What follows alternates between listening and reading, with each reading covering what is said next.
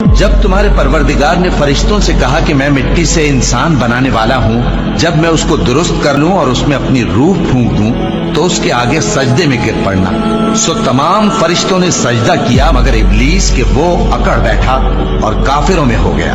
اللہ نے فرمایا کہ اے ابلیس، جس شخص کو میں نے اپنے ہاتھوں سے بنایا اس کے آگے سجدہ کرنے سے تجھے کس چیز نے منع کیا؟ کیا تو غرور میں آ گیا یا اونچے درجے والوں میں تھا؟ بولا کہ میں اس سے بہتر ہوں کہ تو نے مجھ کو آگ سے پیدا کیا اور اسے مٹی سے بنایا۔ فرمایا بس یہاں سے نکل جا، تو مردود ہے اور تجھ پر قیامت کے دن تک میری لعنت پڑتی رہے گی۔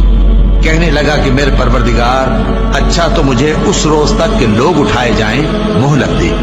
فرمایا کہ تجھ کو مہلت دی جاتی ہے اس روز تک جس کا وقت مقرر ہے۔